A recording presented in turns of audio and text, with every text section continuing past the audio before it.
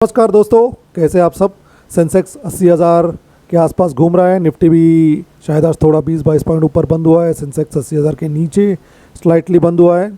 और ये देखते हुए मैंने आज सुबह ही एक वीडियो भी अपलोड किया था कि as a mutual fund investors क्या करना चाहिए, क्योंकि काफ़ी क्वेरीज आ रही है और एक डाउट का सिचुएशन आ चुका है अभी करना क्या है म्यूचुअल फंड इन्वेस्टर्स में। तो इसी के चलते मैं आपको एक पुराना एक इक्विटी फंड्स हमारे कब से चालू हुए उसका एक चार्ट दिखाता हूँ, फिर हम लोग थोड़ा उस पर बात करते हैं। फिर आपको रियलाइज़ होगा कि कि ये सब तो होता रहता है एंड इसमें आपको इतना डरने की ज़रूरत नहीं है। चलो ये चार्ट देखिए और अभी फिर इससे आपको समझ में आ जाएगा कि मैं क्या बोल रहा था कि सबसे ओल्डेस्ट इक्विटी फंड्स अपनी कहाँ से शुरू हुए थे। देखिए, इक्विटी फंड जो सबसे स्टार्ट में पहले चालू हुआ था वो यूटीआई मास्टर शेयर स्कीम, ये डिविडेंड स्कीम शायद थी, और 1989। और देखिए तब से उसने कितना रिटर्न्स दिया हुआ है, 5,000 के ऊपर के करीब रिटर्न्स है और एनुअलाइज्ड है 12.66। और अभी उसका फंड साइज़ है 11,000 के करीब। देखिए कि ये फिगर्स जो मैं बता रहा हूँ हो सकता है कि अभी थोड़े आगे पीछे हो। और फंड साइज़ अगर आप सोचेंगे कि इतना टाइम से इतना फंड साइज़ हो सकता है कि लोगों ने रिडीम भी कर लिया होगा।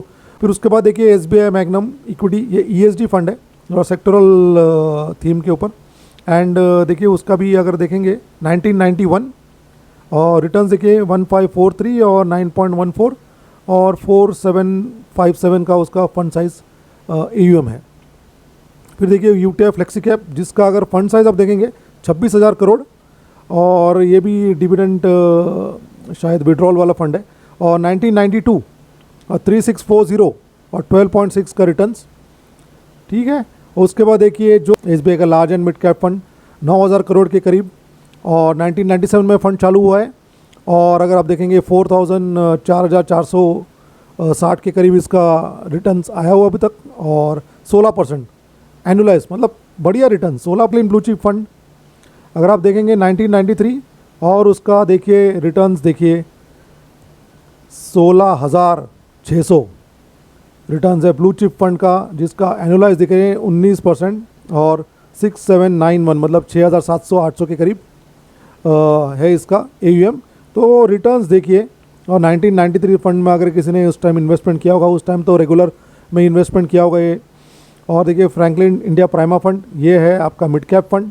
तो जो मिड कैप के ऊपर भी मैंने एक वीडियो बनाया था कि तो इसका भी देखिए 1993 15,000 करोड़ के करीब का रिटर्न्स, इंसेप्शन से 18.86 मतलब 19% के करीब का इसका भी उतना ही है। और फंड साइज़ है कि 7,800। तो अगर आप सोच रहे होंगे कि फ़ंड साइज़ इतना कम क्यों है, लेकिन देखिए अभी तो इतना साल हो गया, लोगों ने रिडीम भी किया होगा। और अगर आप देखेंगे छोटा फंड साइज़ जब होता है तभी फंड मैनेजर को उतना ईजी होता है मनी पैसे को इन्वेस्ट करने के लिए। फंड है Tata large and mid cap fund, जो भी अभी एक बहुत ही बड़ा AMC है टाटा भी।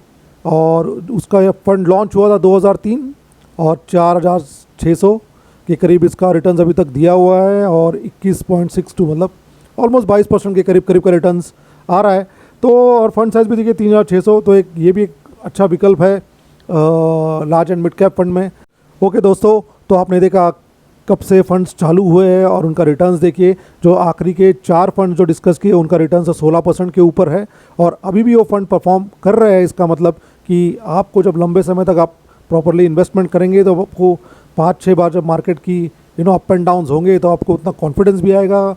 आपका अगर SIP चल रहा है तो आपको जब मार्केट गिरेगा तब ज़्यादा यूनिट्स मिलेंगे और कि वो हिसाब से आपका जर्नी चलता रहेगा। तो 20 साल के करीब की आप जब जर्नी करोगे तभी आपका वेल्थ बनेगा। आपको वेल्थ बनाना है एज ए इन्वेस्टर, आपको वेल्थ बनाना है। एक छोटा 2-3 साल के इसमें पैसा बनता नहीं है। SIP को कंटिन्यू करते रहिए, मार्केट्स ऊपर नीचे होते रहेंगे। मिलते हैं अगले वीडियो में। अगर वीडियो अच्छा लगे लाइक शेयर और सब्सक्राइब कीजिए। और अगला वीडियो में मैं लेके आता हूँ कि हाइब्रिड फंड्स देखते हैं। देखिए मैं डेटा बहुत सारा पढ़ता रहता हूँ तो वहाँ से मुझे कुछ इन्फॉर्मेशन मिलती है तो आपके लिए लेके आता हूँ ताकि आपका कॉन्फिडेंस बढ़े। मेरा आइडिया है कि आपका कॉन्फिडेंस बढ़े। मैंने भी गलतियाँ की है तो वो गलतियाँ आप ना करें, क्योंकि अगर मैंने भी पैसे बीच में मेरे निकाले नहीं होते तो आप आज मैं बहुत अच्छे कॉर्पस पे बैठा होता। लेकिन कोई प्रॉब्लम नहीं है, देर आए दुरुस्त आए। जय हिंद, जय भारत।